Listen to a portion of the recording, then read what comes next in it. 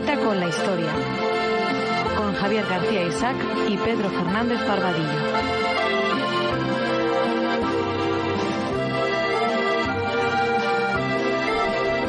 Pues una semana más en Cita con la historia y cita con todos ustedes. Pedro Fernández Barbadillo, buenas tardes. Buenas tardes, no de Dios. Bueno, hoy nos acompaña como invitado muy especial Juan Antonio Gómez Martínez. Juan Antonio, ¿qué tal? Muy buenas tardes. Buenas tardes. Bueno, un placer tener aquí a mi amigo Juan Antonio Gómez Martínez, director de la editorial Fajardo el Verbo, una de las editoriales que más está haciendo por mantener la historia de, valga la redundancia, de la historia militar. Juan Antonio, muy buena labor la que estáis realizando, ¿eh? Pues sí, estamos apostando precisamente por la historia militar, puesto que es casi una gran desconocida. Bueno. Es algo que, si nos vamos a las librerías y a otros medios, nos damos cuenta de que es una gran abandonada. Bueno. Bueno, Pedro.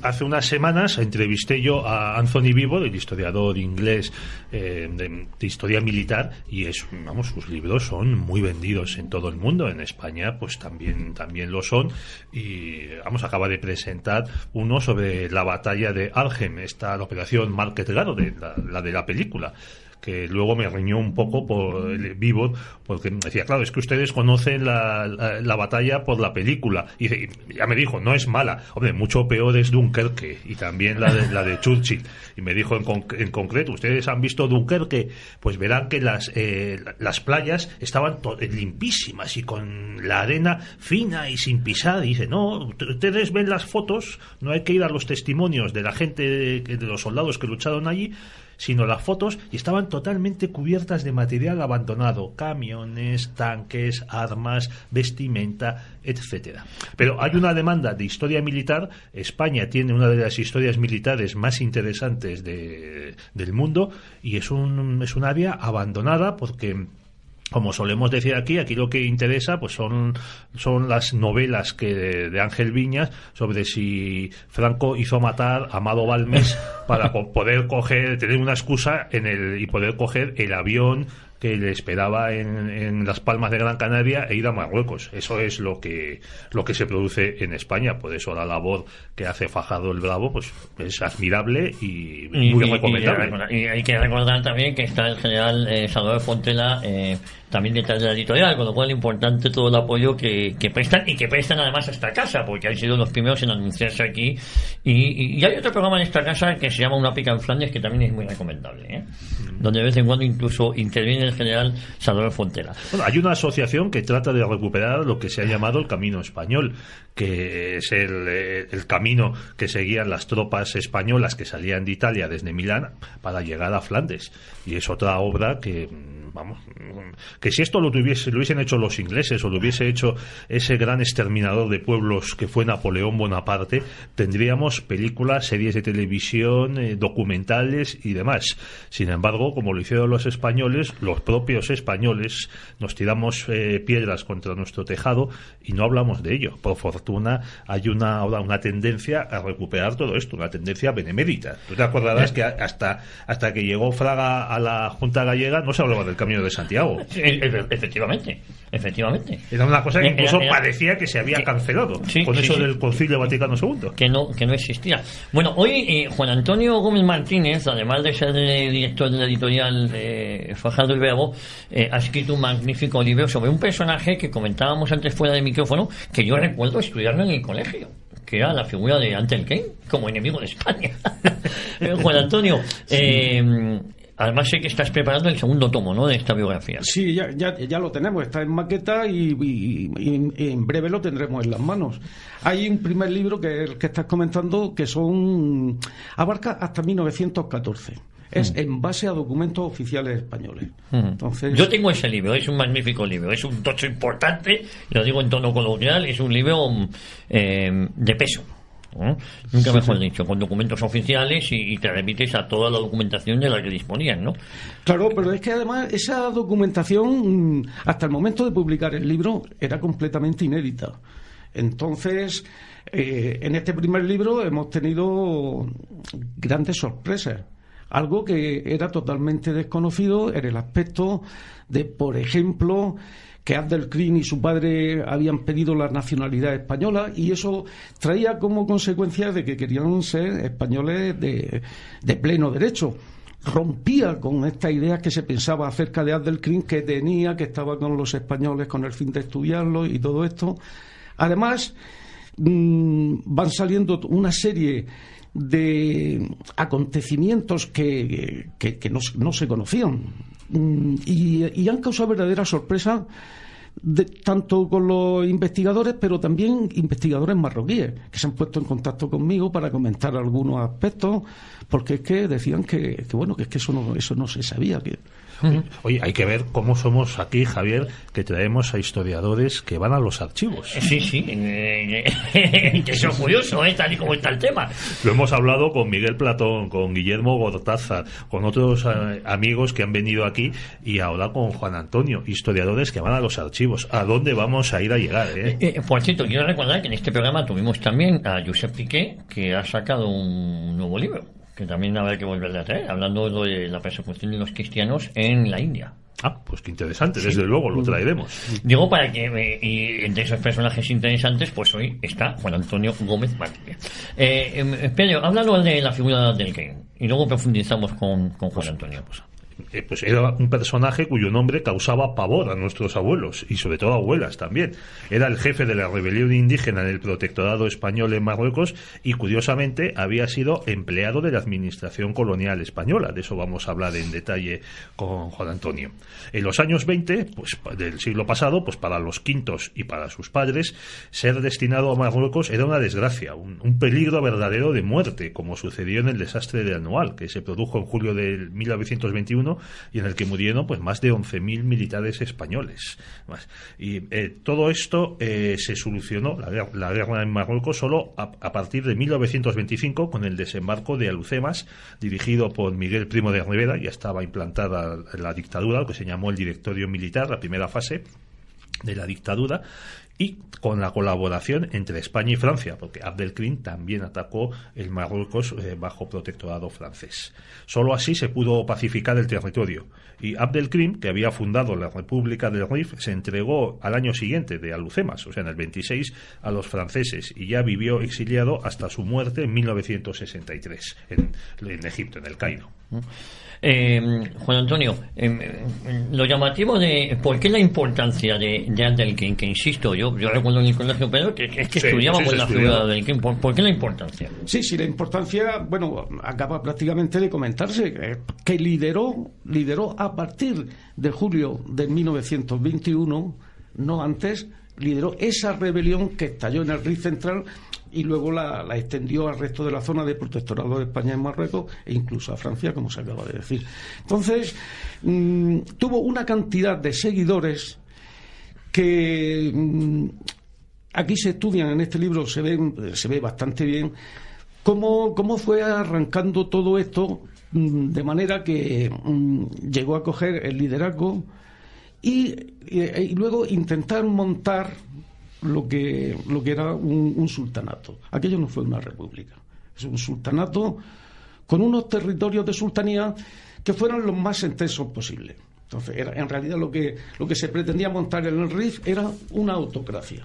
El gobierno venía de arriba abajo, del gobernador a los gobernados, y luego lo que eran los ciudadanos pues no participaban en la elaboración de las leyes. No participaban. Claro. Entonces, de ahí que no se tratara de una república como ellos autoproclamaron y que ninguna nación les reconoció. Era realmente una autocracia. Bueno, para situar a nuestros oyentes, ya que en los colegios no se habla de Abdelkrim, creo que es conveniente que hablar de cómo era el país. O sea, ¿qué es exactamente el Rif? ¿Quiénes eran los rifeños? ¿Cuál era su vinculación con los bereberes? Y luego te quería preguntar, Juan Antonio, por diversas palabras que nos suenan de esa época, pero que cuyo significado no conocemos exactamente. Pues Jarca, Kabila, y demás. Fíjate, yo decir que Juan Antonio Gómez Martínez, además de historiador, es un gran conocedor del protectorado de español en Marruecos, ¿no, Juan Antonio? Es decir, que lo conoces a fondo. Sí, a través de la documentación y también in situ. He estado varias veces en el RIF. ¿Has estado varias veces? Sí, visitando las posiciones, comprobando dónde estaban, cómo eran los enlaces entre ellas, cómo era el terreno que nos estaban contando que era un terreno abrupto, tal, todo muy pedregoso. Y sin luego, agua. Sí. Y luego, bueno, la realidad es que es prácticamente como Almería, si estuviéramos en Almería. Donde se filmó Lawrence de Arabia. Sí. Y también se filmó una parte de Patton, de la película Patton, cuando él muere, ¿no? No, se filmó por toda España. Por ejemplo, hay una escena que aparece que están en Sicilia, están en el desembarco de Sicilia, y es el puente de Ronda y demás. Y luego también se filmó otra escena también ambientada situada en Sicilia, pero que es el Palacio de la Granja de la Granja de San Ildefonso. Tú preguntabas entonces, para acabar, pues se filma una batalla entre Patton y el Afrika Korps de Rommel, o sea, el desierto de Túnez, se filma en Almería. Ya ves. O sea, Almería iban a filmarse spaghetti westerns y desiertos africanos y árabes. Bueno, preguntabas a Juan Antonio qué es el RIF, qué compone el RIF. Eso, dentro de Marruecos, ¿qué es el RIF exactamente? Bueno, el RIF ha tenido muchas definiciones. El RIF significa frontera. ¿Y dónde lo situamos? Pues unos investigadores lo sitúan en la zona norte de Marruecos, otros hacen delimitaciones más concretas, pero en realidad el RIF podemos situarlo entre lo que sería el río Kert y Gomara. Pero todo esto con reserva, porque habrá investigadores que no estén de acuerdo con esto. Más o menos, ¿qué superficie puede tener ese territorio que dices tú? Pues aproximadamente podría ser como un poco entre la provincia de Murcia y Almería. Uh-huh. Aproximadamente en metros cuadrados. Sí, ¿verdad? Sí. No, bueno, es que el protectorado español al final, que tenía la capital en Larache, me parece. No, en Tetuán, perdón, tenía solo 22.000 kilómetros cuadrados de superficie, o sea, como la provincia de Badajoz. Y demás. Entonces, el RIF, en esos momentos, cuando está Marruecos controlado entre España y Francia, el RIF estaba incluido exclusivamente en la zona española, o también abarcaba un poco de la francesa, o ya según el historiador. Claro, si incluimos las cabilas de Guernaya y las colindantes, pues sí, puede ser que también eso sea RIF, y eso ya estaba en zona francesa, pero vamos, el RIF prácticamente estaba todo en zona española. Uh-huh. Todo en zona española. Sí, y respecto a esa superficie, más o menos, si la zona que le correspondió ya a España en el convenio hispano-marroquí de 1912, hispano-francés de 1900, y luego el anterior, el hispano-marroquí, perdón, ya no lo he dicho. Sí, bien. Estamos hablando del convenio hispano-francés de 1912. Que es el que divide las zonas de control de Marruecos. Sí, habíamos tenido varios convenios anteriormente, 1904, 1902, que se fue en ornato, ese no se firmó. Y por fin, la zona que le correspondió a España, si dividimos Marruecos en 5 partes, una parte era para España y 4 para Francia. Y luego, encima, a la parte española se le pega un mordisquito y queda la ciudad internacional de Tánger. De Tánger, que se queda como un distrito internacional autónomo. Es decir, que Tánger tampoco se quedó, a pesar de que debería estar en zona española, no se quedó. Porque además Tánger quedó bajo administración española, francesa, británica, italiana y alemana, me parece. Alemán, sí, y además también Estados Unidos tenía una legación en Tánger. Fíjate, estáis hablando de factores geoestratégicos y sí que me gustaría, bueno, si queréis primero nos hablas algo sobre los bereberes, pero luego la importancia que tenía Marruecos en este momento, porque es algo que se me escapa, ¿no? Yo creo que primero vamos para que nuestros oyentes se sitúen, pues primero hay que definir el vocabulario y el territorio del que estamos hablando, porque también Juan Antonio ha mencionado la palabra kabila, que eso nos suena un poco, también nos la tiene que explicar. Pero bueno, ¿cuál es la relación, Juan Antonio, entre los rifeños y los bereberes? Bien, Pues precisamente los rifeños son bereberes. Los bereberes son las poblaciones básicas del norte de África. Y estos bereberes tienen unas características comunes que son generales. Entre esas características, pues tenemos que son la organización en tribus, espíritu innato de independencia, y luego también una repulsión a confederarse en casos de peligro, pero que eso solo lo hacen en momentos muy puntuales. Muy puntuales. Sí, teniendo en cuenta estas características vamos a empezar a entender muchas más cosas. Claro. Entonces, los rifeños eran bereberes. Estas poblaciones bereberes tuvieron unas influencias en el pasado. Primero la púnica y la romana, que dejaron poca huella. Después la islámica, que sí que la impregnó fuertemente con la religión y lo que se deriva de ella. Y luego, por último, la andalusí. Pero prácticamente se quedaron intactas estas poblaciones con sus características. Y son precisamente estas poblaciones las que van a crear los grandes problemas a aquellos que intenten invadir sus territorios. Esas características de esta gente. Sí, bueno, a los bereberes se les usó también por parte de los árabes musulmanes para invadir y ocupar España. Sin embargo, los árabes se llevaban muy mal con ellos. Hubo varias fitnas, ya lo hablamos aquí el otro día con José Javier Esparza y también con Isabel San Sebastián. Hubo varias fitnas, una pues a los 30 años escasos de haber invadido España, en la que se degollaron de una manera salvaje, porque los bereberes habían sido preteridos en el reparto del control de tierras en la península ibérica. Estaban despreciados por los árabes, sirios sobre todo, y los omeya eran sirios, y árabes de Arabia, de lo que hoy es Arabia Saudí, porque les consideraban semipaganos o porque habían sido islamizados muy tardíamente. Luego, como ha mencionado Juan Antonio, siguen con una influencia andalusí, porque o bien nos invaden al Andalus con los almoráviles y los almohades, o bien algunos emires y califas de Al-Ándalus y muchos reyes de taifas los usan como mercenarios para sus guardias personales. Por ejemplo, Medina Azara fue quemada por bereberes durante la última rebelión de 1011 me parece que fue, que puso punto final al califato de los Omeya. Bueno, sí, sobre lo que me habéis comentado de este tipo de términos. Sí, has mencionado kabila, y luego también hay otro que tienes que contar, que es una jarca. La kabila, en su concepto, se tiene como la primera célula de la que el gobierno central marroquí, el Magfen, era de donde podía sacar provecho para asentar y extender su autoridad, cobrar impuestos, reclutar contingentes y otros aspectos más. Entonces, si nosotros vemos un mapa de Marruecos, veremos que siempre estarán delimitadas las kabilas, pero prácticamente no veremos la delimitación de su territorio. Esto era porque, con arreglo a las características de estas gentes, eran cambiantes, siempre en un movimiento progresión-regresión, y era por esas confrontaciones que estaban teniendo y que tenían de manera ancestral, donde intentaban siempre aprovechar e invadir y recoger cosas del vecino. Bien, entonces dentro de las kabilas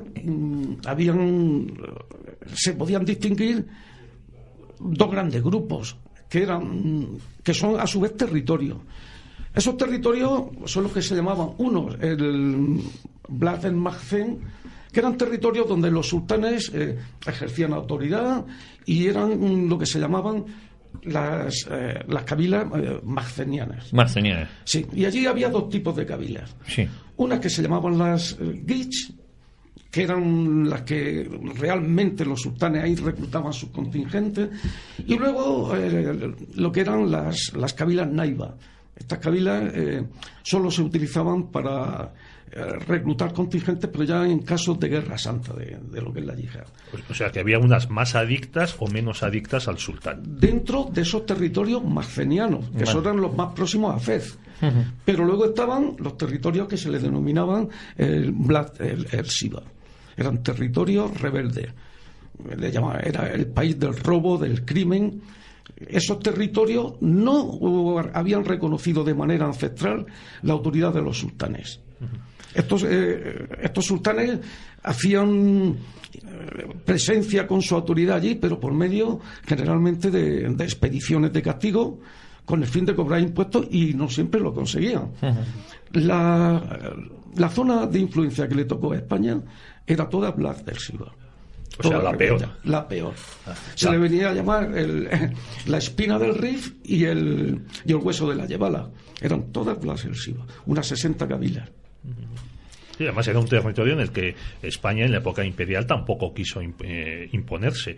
En ese momento los Austrias y los Borbones, bueno, y los reyes católicos, además se conformaban con tener unas plazas fuertes, Melilla, ocupar los peñones de Vélez de la Gomera y Alhucemas, para impedir que hubiese ataques de piratería. No cito Ceuta porque fue una ciudad conquistada por los portugueses y que pasó a España después de la rebelión portuguesa de 1640, porque el gobernador portugués de Ceuta decidió seguir leal a la corona de España y demás.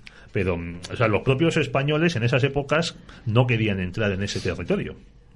Sí, bueno, es que era precisamente la gente su principal problema. Lo que ocurre es que cuando hablamos de Kabila, para llegar a ese nivel tan alto, habría que entender un poco toda esta estructura sociopolítica que estaba dentro, que no estaba a la vista, pero estaba ahí, porque la sensación de tribus bereberes es que es desorganizada, como hemos dicho, innato espíritu independentista, pero en realidad no era eso. Además, era bastante complejo de cómo estaba organizada este tipo de sociedad, porque para llegar a la Kabila tendríamos que ver primero pues qué era la familia unitaria, qué era el linaje, qué era la Yemán, qué era el Lev, qué era el Agrau. Entonces nos vamos a dar cuenta que cuando llegamos a la Kabila es algo serio. Es algo serio de la forma en que esto está estructurado. Y llegamos a comprender bien por qué el territorio no se podía conquistar si no fuera metro a metro. Y hablo conquistar. No es llegar de forma pacífica como era lo deseable. No. Eso tuvo que ser conquistado. Porque aparte estaba sustraído de la autoridad de los sultanes. De ahí que nosotros al principio tengamos que hablar, en vez de la acción de protectorado, tenemos que hablar de la pacificación de Marruecos. Y a partir del desembarco de Alhucemas, a partir de que Abdelkrim se entrega, es cuando podemos hablar de protectorado. Antes no fue posible. Antes hubo que pacificar metro a metro del terreno. Y precisamente por las características que tenían esta gente. Oye, Jarka. Sí, Jarka es una agrupación temporal de personal que va saliendo de los diferentes escalones de la Kabila. Entonces, esto eran organizaciones temporales y con fines bélicos. O sea, la Jarka se organizaba para un momento y un peligro determinado, y cuando finalizaba se disolvía. La Jarka no solo se organizaba contra un peligro provocado por extranjeros, por ellos mismos también. Ellos organizaban jarcas en contra de ellos, es decir, para atacar o defenderse de una agresión producida por una kabila vecina o una fracción vecina. Luego, ese es el concepto de jarca. O sea, te vas a enfadar porque como eres experto en Marruecos no te va a gustar que hable de los árabes de Arabia, pero para que nos entendamos todos, en la película Drones de Arabia, cuando atacan el tren con los turcos, y además se ve que los árabes, la jarca que ataca ese tren, lo saquea y se va. Es un poco lo que dices tú, que pasaba en ese momento, que eran eso, pues nos juntamos para atacar al enemigo y luego nos disolvemos. Luego, cuando hemos conseguido lo que queremos, nos disolvemos. Y entonces se queda, ¿te acordarás en la película? Sí, sí. Se queda Lawrence de Arabia asombrado con, no sé si hay algún otro inglés, bueno, hay un periodista norteamericano diciendo, pero ¿a dónde se van? Sí, sí. No era un ejército regular, vamos. Eso es. Sí, y además precisamente una de las debilidades que tenían las Jarcas es que no había una estructura de mando, porque la Jarca tenía un proceso de organización, no se hacía de la noche a la mañana. Las Jarcas la podían convocar, pues por ejemplo, lo que se llamaban los notables o los grandes. Y uno de los primeros pasos pues consistía en implantar lo que se llama la multa general. Entonces, todo aquel que no se incorporara a la Jarca tenía que pagar una multa general que era muy grande. Entonces, bien. Bueno, y entonces, ¿cómo Abdelkrim consigue sublevar a toda esta gente? ¿Él pertenecía a alguna de estas familias de notables que has mencionado? Es que no consigue sublevarlas. Estaban ya sublevadas. Y a partir de un momento, él y su hermano comenzaron a tomar el liderazgo. Pero la insurrección armada ya estaba. Se habían levantado las cabilas de Tensaman, Benitúzin, Beniulisek, estamos hablando de julio del 21. Beniulisek y luego todas las que estaban hacia el interior. Pues entre ellas Beni Urriagel, que eran de donde son originarios los Abdelkrim.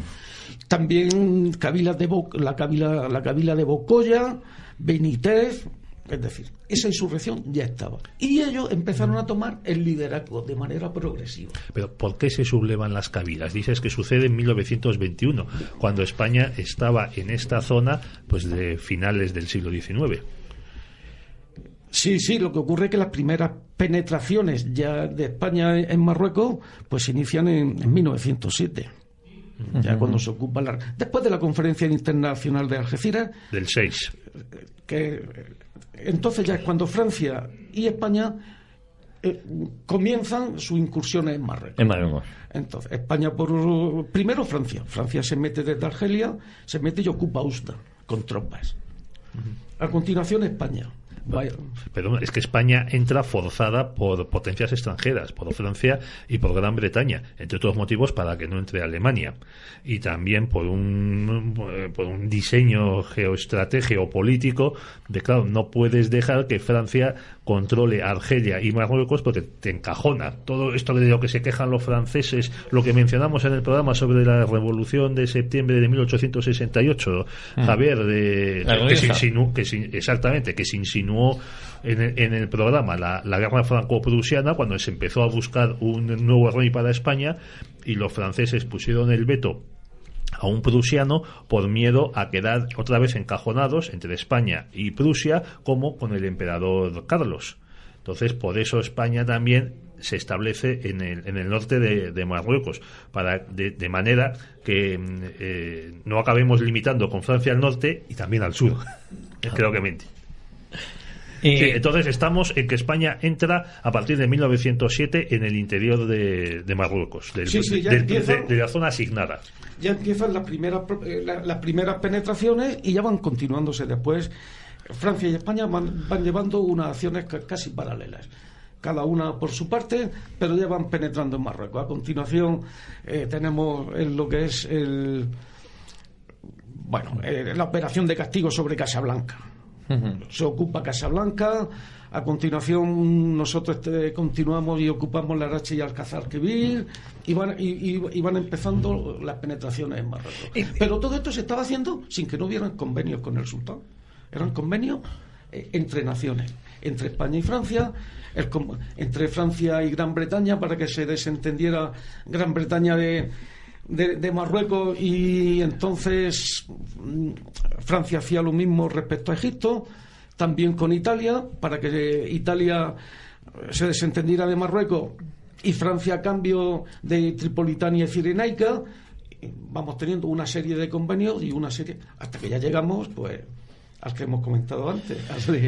Oye, pues si os parece, antes de meternos en analizar la figura de Antelkin, hacemos una breve parada publicitaria. Para hablar de los libros de Fajardo el Bravo. Eso supongo. es. Pero hay una cosa, si queréis, la importancia de Marruecos, porque ¿quién mandaba en Marruecos? El sultanato y para Marruecos tenemos que situarnos en una época, porque Sí. hay momentos en que tenemos un sultán legítimo, el hermano que se levanta en armas y se proclama sultán también, y luego, por ejemplo, un tercero que también se proclama sultán.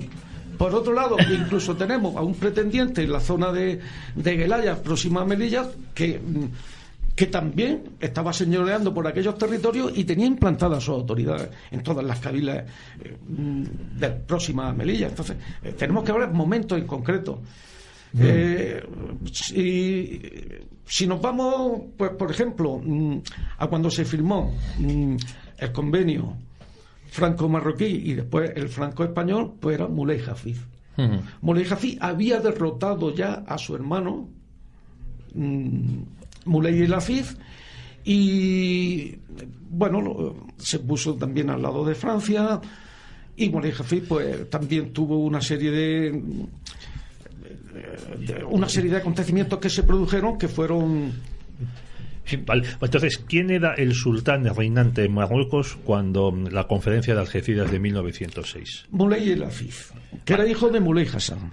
Pues lo dejamos aquí, nos vamos a publicidad y volvemos de inmediato porque me está apasionando el programa de hoy. Fictes, limpieza de moquetas, tapicerías y todo tipo de pavimentos. Fictes, especialistas en recuperación y rehabilitación de suelos. Teléfono 91 870 4696. Para más información de Fictes, info@fictes.com.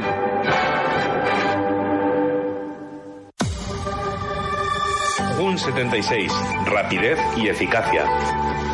Todo tipo de obras y proyectos, peritaciones, dirección de obras, informes y valoraciones. Somos especialistas en edificación, urbanización, obra industrial, rehabilitación y todo tipo de reformas en su hogar o local.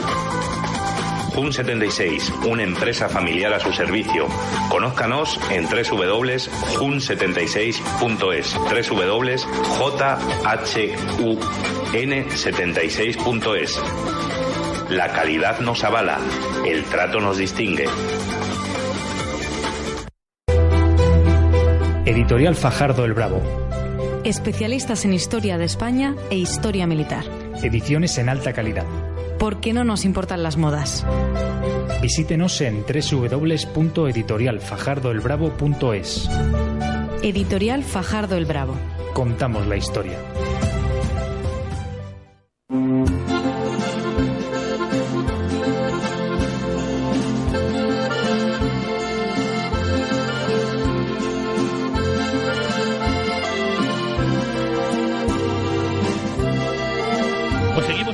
Con la historia con Juan Antonio Gómez Martínez, director de la editorial Fajardo el Bravo y autor del libro Antelkin, que dentro de muy poquito va a dar la luz la segunda parte. Juan Antonio, me comentabas que esta primera parte de este primer libro, ¿en qué época acaba? ¿En qué año? Acaba en el año 1914. En el 14. Y el siguiente libro abarca desde el 14 hasta... el 16, son 2 años. 2 años. 2 años que se le dedica un tomo completo. Un tomo completo. De unas 560 páginas. Bueno, entonces, y la pregunta dice, bueno, ¿solo para 2 años? Pues sí, es que son 2 años claves en lo que es la vida de Abdelkrim, también la de su hermano y la de su padre. Porque hasta ahora el personaje principal, el más importante para las autoridades españolas, es Abdelkrim padre. ¿Ah, sí? Abdelkrim está en la órbita del padre.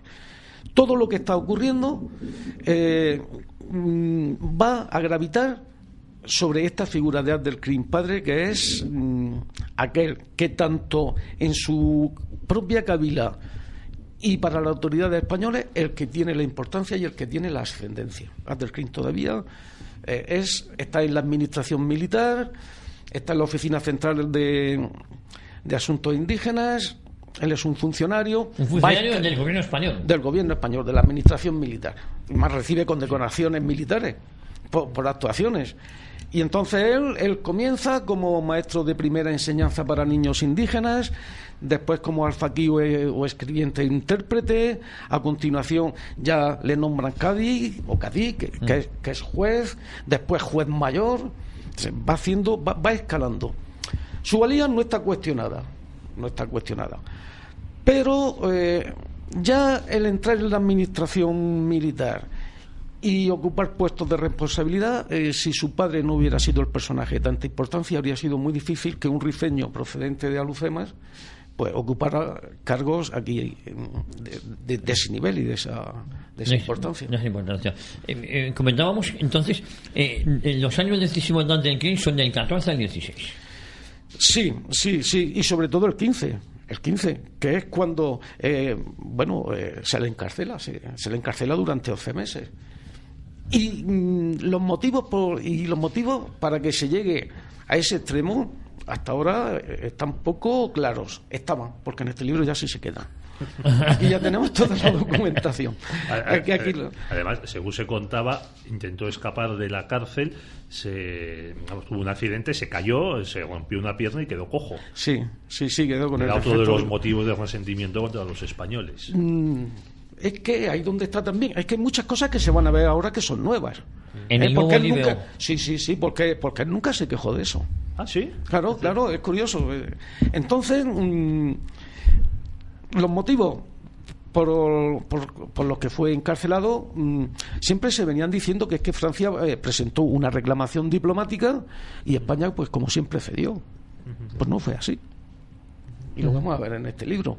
Pero además lo vamos a ver con gran cantidad de detalle.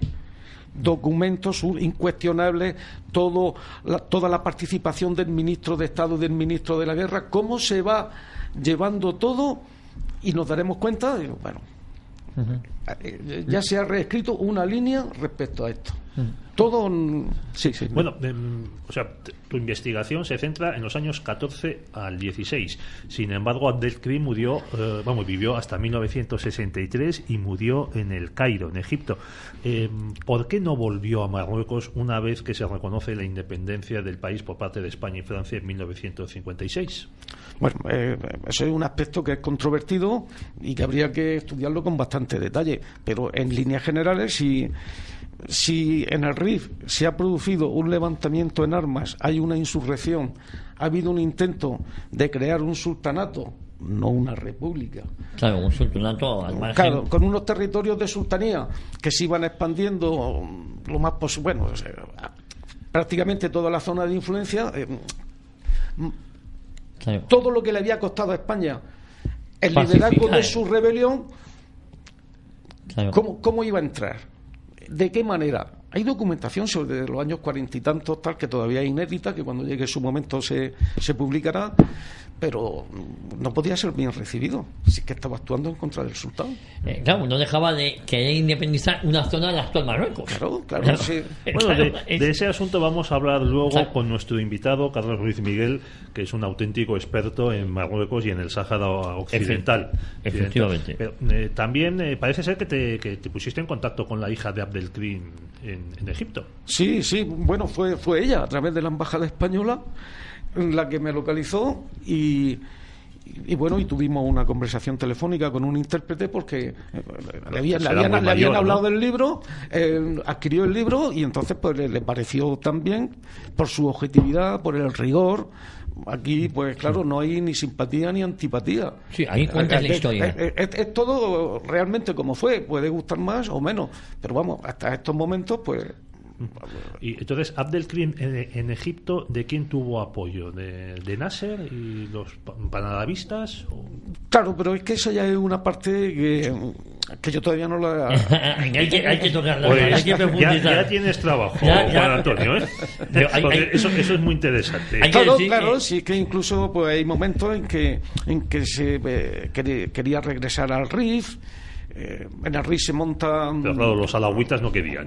Claro, y entonces, pues bueno, son momentos a tocar cuando llegue la hora. Bueno, es que tampoco nos damos cuenta, Javier, de que las potencias europeas que colonizan el mundo árabe y musulmán tampoco lo hicieron tan mal como se aparece. Es decir, como aquí lo que las nociones, las pinceladas que nos ha dado nuestro invitado sobre el caos que había en el Rif, aunque menores, también se producían en otras zonas de Argelia, de Libia. Quien unifica Libia es Italia, porque antes estaba dividida en dos zonas distintas bajo el sultán otomano. Estaban divididas en la tripolitana y la cirenaica. Quien crea Libia son los italianos, y más en concreto la administración fascista de Mussolini. Sí, de Mussolini, efectivamente. Y entonces, cuando los poderes europeos se retiran, tienen que salir de esas zonas, en parte por presión de las dos superpotencias ganadoras de la Segunda Guerra Mundial, en otra parte por presiones populares, pues parte del caos que habían conseguido convertir en orden vuelve a aparecer. También es lo que estamos viendo que pasa en Siria o en Irak, donde no se sabe bien. Nosotros nos cuesta entender qué grupo responde, o qué, eso, que si son kurdos, que si son cristianos, que si son cristianos árabes. No son árabes, son maronitas. No, es que los alawís de Siria, pues que se llevan mejor con los chiíes de Irán que con los suníes de Arabia, de Irak y de Jordania. Todo eso nos cuesta mucho entenderlo. Líbano mismo son solo 10.000 kilómetros cuadrados, pero es un país dividido en muchísimos grupos y religiones. Y eso es parte de lo que pasa cuando se van los poderes europeos de estos países, y también lo que está pasando hoy en Marruecos, que sigue ocupando el Sáhara y que tiene problemas en el Rif. Por eso el interés en saber qué pasa con Abdelkrim. A mí me gustaría, Juan Antonio, ¿cuáles eran los objetivos de Abdelkrim? ¿Qué buscaba? Pues claro, hay la actual Marruecos, dividido entre Francia, entre España. España nos has contado que pacifica toda la zona, que más que un protectorado nos costó sangre, sudor y lágrimas. Hay que recordar los desastres de la administración española allí, el desastre de Anual, luego el desembarco de Alhucemas, y luego un poquito que eso debilitó la monarquía de Alfonso XIII. Tuvo que venir quizás el general Primo de Rivera bueno, también para otro motivo que explica el pronunciamiento de Primo de Rivera es el pistolerismo y la violencia en Cataluña. Bueno, eso es también, son diversos factores, pero claro, todo eso, y luego esa influencia que tienen el africanismo, para que nos entendamos, en una generación de militares que se habían forjado en África, ¿no? En estas guerras. Sí, claro. Además fue la escuela. Y además una escuela dura. Es decir, Abdelkrim era el enemigo a batir, pero ¿qué buscaba Abdelkrim? No buscaba un Marruecos independiente, no buscaba buscaba el Rif, la República del Rif o el sultanato, o el sultanato mejor. Claro, sí, es que la apariencia era que luchaba para expulsar a franceses y españoles de Marruecos. Entonces esto se puede interpretar como una causa noble, como algo patriótico digno de admiración, pero el estudio de la documentación y todo lo que arrastra pues nos está llevando a que eso no fue así. Entonces hay un momento en que incluso las Jarcas atacan la línea de Luarga y se mete en zona francesa, ya muy próxima a Fez. ¿Qué estaba pretendiendo? Aquí algo raro está ocurriendo, porque es que además sabía que contra Francia y España es que no tenía nada que hacer, o sea, no podía ser, estaba condenado a la derrota. Estaba esperando apoyos, aquí es donde está la clave, estaba esperando apoyos ¿de quién? Alemania, es la que siempre ha defendido ha defendido Marruecos, y su padre fue un agente alemán, fue protegido alemán durante un momento. Además hay una historia paralela que sale en este segundo libro, cómo su padre tiene contactos con Alemania, cómo se va viendo el progreso de la Primera Guerra Mundial, y entonces llega que Alemania tiene que firmar el armisticio, y ellos ya se quedan muy mal respecto a Francia, porque su padre había estado actuando con Jarca en zona francesa, en la zona de Tafa y en la cabila de Guelaya. Luego hay aquí algo... Se solapa la historia. Claro, y estaba todo pendiente de qué es lo que ocurriría con Alemania. Bueno, sí. Sí. Tenemos al otro lado de la línea telefónica, poneros los cascos si queréis para escuchar. Tenemos a Carlos Ruiz Miguel, experto en Marruecos, experto en cuestiones en el Sáhara Occidental. Carlos, ¿cómo estás? Bueno, buenos días. Yo prefiero que me diga que soy estudioso. Estudioso. Experto, ¿no? Pues nos quedamos... Porque hay cosas de las que nunca se termina de aprender. Entonces, Oye, Carlos, yo creo que estamos hablando sobre la figura de Abdel Krim, sobre lo que fue el RIF, pero sí yo creo que la pregunta es obligada. La primera que me gustaría hacerte es ¿qué pasa ahora en el RIF? ¿Qué es lo que está sucediendo? Porque el año pasado vimos ya unos incidentes, cosa que, claro, todo lo que pasa en Marruecos es muy difícil que trascienda, pero ¿qué está pasando en el RIF? Bueno, en el RIF lo que está pasando en el fondo tiene o se explica en una gran medida por lo que pasó, es decir, por esta figura de Abdel Krim de la que se está hablando aquí. El RIF es una región que no de ahora, sino desde hace mucho tiempo está enfrentada al poder del sultán. Y bueno, este enfrentamiento, insisto, histórico, se ha complicado por una serie de elementos adicionales, ¿no? Por ejemplo, por la colonización y por otro tipo de asuntos. Y el hecho es que el RIF es una región discriminada, es una región considerada hostil por parte del poder central y bueno, pues eso ha llevado a todos estos desarrollos de ahora, de los que si quiere pues nos podemos extender un poco a lo largo del programa. Bueno, hola Carlos, soy Pedro, ¿qué tal? Muy buenas. Nos quedan unos 12 minutos, así que nos podemos extender, como dices tú, sobre esa discriminación que sufre el RIF por parte del poder del Maghreb asentado en Rabat. Bueno, y discriminación que también se extiende a otras zonas curiosamente colonizadas por España, como Tánger, como Ifni, como el Sáhara. Exacto, bueno, el caso de Tánger es un caso distinto, diría yo, ¿no? Pero bueno, el caso de Ifni es muy parecido, es un caso clarísimo, ¿no? Cuando, bueno, pues Marruecos obtiene su independencia, Marruecos se encuentra con una serie de fracturas, digamos, internas, ¿no? Una primera ya muy anterior es la que hay entre árabes y bereberes, ¿no?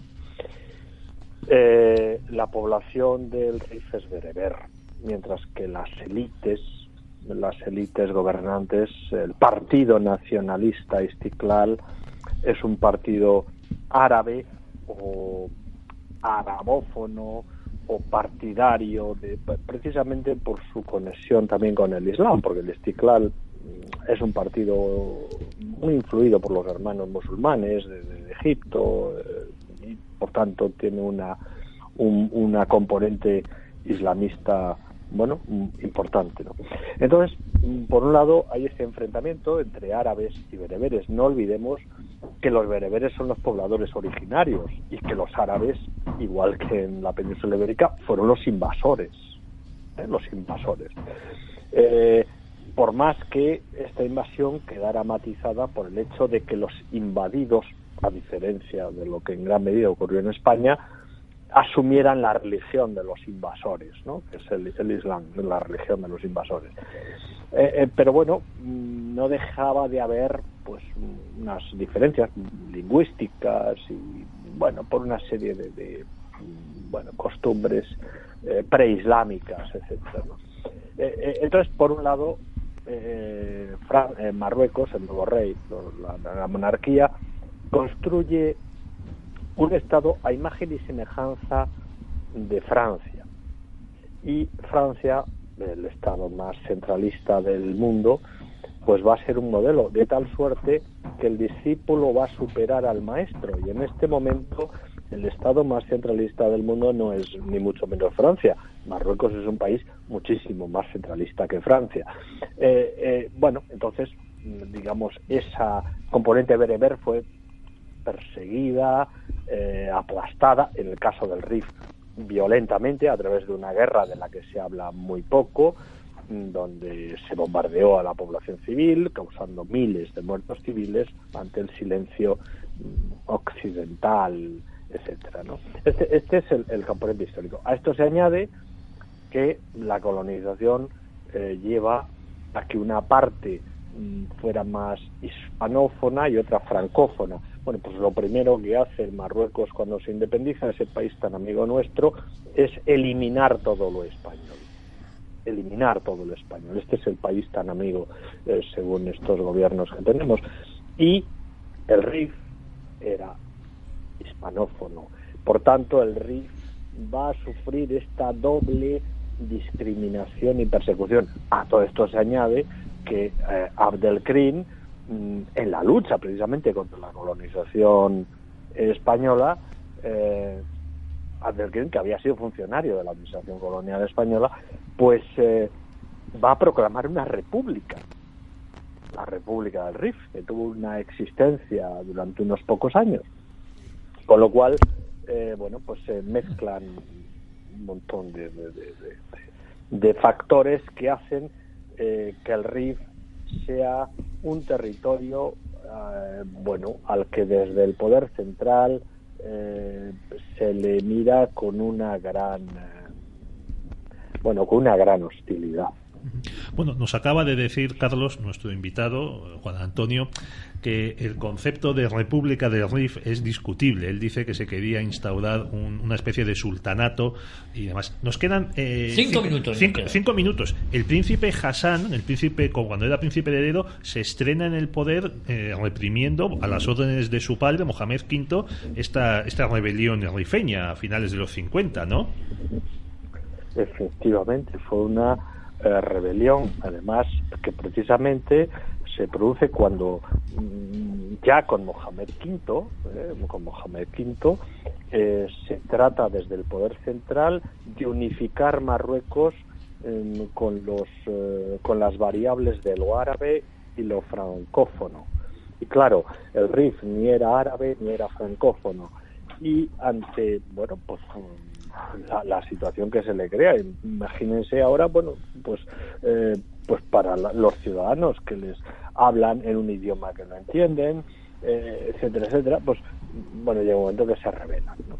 Se rebelan y pues el gran mito que tienen precisamente es el de Abdelkrim y el de esa república, sultanato, pero que yo pienso que no era una monarquía. Yo creo que el concepto, pero bueno, eso ya es otra historia, ¿no? Bien, y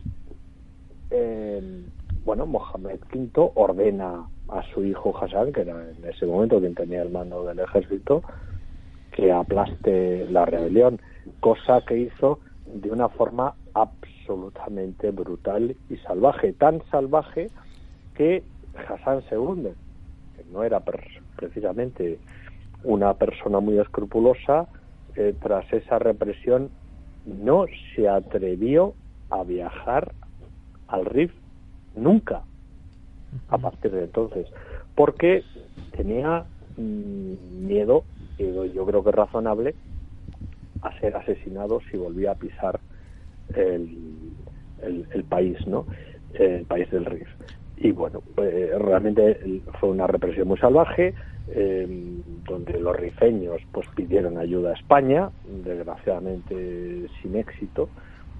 Uno de los yo creo que errores que se han cometido en nuestra historia, y así nos lo han agradecido, ¿no? Siempre los marroquíes toda la ayuda que les hemos dado. Impresionante lo que cuentas sobre el grado de la represión, la violencia de la represión en el Rif. Luego Hassan y sus militares aplicaron ese mismo estilo de represión salvaje e inhumana en el Sáhara, con los saharauis que no querían aceptar las bondades de ese reino tan bonito, del vecino amable del sur. Carlos, para acabar, no hay cifras precisas, porque evidentemente Marruecos no las ha producido ni ha hecho eso, pero se habla de entre 10.000 y 15.000 muertos en esta represión. En el Rif, dices. En el Rif. Vale. Sí. Oye, para acabar, en un minuto, ¿por qué se subleva ahora? Porque hay estas revueltas en el Rif, de las que apenas informa la prensa española, por cierto. Bueno, vamos a ver, la estructura económica del Rif en este momento está basada sobre la producción de droga. No hay inversiones pues en infraestructuras prácticamente muy escasas, no hay inversiones en industria, no hay inversiones en otros productos agrícolas que no sean el hachís, y en este sentido todo el disparadero fue que un pobre hombre que pues se dedicaba a vender pescado en el momento en que había una veda, bueno, algo ilegal, pero que es el pan nuestro de cada día en Marruecos, fue detenido por la policía, que le incautó el pescado, y bueno, pues se burlaron de él, se rieron de él, y ante la resistencia del hombre a perder su única fuente de ingresos, pues fue asesinado de una forma salvaje, de forma que le tiraron a un camión de basura que lo destrozó físicamente al pobre hombre, ¿no? Y a raíz de entonces empezaron todas estas manifestaciones. El líder, bueno, los líderes, pero el principal líder está en la cárcel.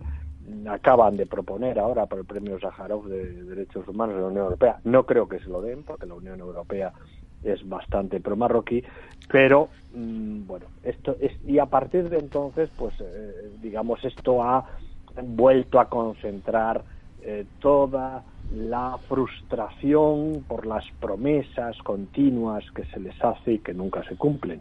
Y en este momento pues hay una una fuga hacia España de muchos jóvenes del Rif que huyen de la represión, de la miseria, etcétera. El último caso, bueno, pues ya no es exactamente el Rif, es más al oeste, el caso de esta chica que era una estudiante de Derecho y que, bueno, pues vivía en unas condiciones miserables y que huía hacia España, y la Marina Real pues la asesinó a tiros, la dispararon y la pobre murió, ¿no? Uh-huh. Pues hay tiempo para muy poquito más. Bueno, una sola Sí. pregunta, Carlos, para contestar prácticamente con un sí o un no. ¿Los saharauis tienen algún tipo de opinión sobre Abdelkrim o es tal la separación que hay entre ellos y los rifeños que es un personaje que no les dice nada? No, yo creo que no les dice nada, en el sentido de que por más que ellos puedan ver con simpatía pues a los rifeños, en cuanto que también son víctimas, ¿no?, del poder. Sí, por eso te lo preguntaba, el enemigo es común. Claro, pero ya el propio Abdelkrim nunca no tuvo nada que ver con el Sáhara, entre otras cosas porque aunque algunos quieran creer lo contrario, el Sáhara no tenía nada que ver con Marruecos. De hecho, pues cualquiera que analice la política de Abdelkrim, las políticas entonces, digamos, el Sáhara no formaba parte de Marruecos, no era parte de la política marroquí, y Abdelkrim no se preocupó por él. Claro, exactamente. Y en ese sentido, pues puede haber una admiración por alguien que resiste al poder central, pero no es, digamos, un referente para el Frente Polisario o para el movimiento saharaui, ¿no? Pues Carlos, te mandamos un abrazo y muchísimas gracias por participar siempre aquí en Cita con la Historia, ¿eh? Siempre es un placer participar en este espléndido programa. Gracias, un abrazo. Pues adiós, amigo. Juan Antonio Gómez Martínez, esperamos ansiosos ese segundo tomo sobre la vida de Abdelkrim y tendremos oportunidad de seguir hablando de él. Pues sí. Felicitarte por tu obra, porque posiblemente sea la persona que ha hecho un estudio tan minucioso sobre esta figura clave a principios del siglo XX para la historia de España, ¿eh? Bueno, pues nada, si se piensa así, pues estupendo. Bueno, felicidades también por el magnífico trabajo de la editorial Fajardo el Verbo, ¿eh? Muchas gracias. Pedro Fernández Barbadillo, volvemos la próxima semana. Así será, Dios mediante. Dios mediante. Y a todos ustedes, muchas gracias por su fidelidad aquí en Radio Ya. Volvemos a Cita con la Historia.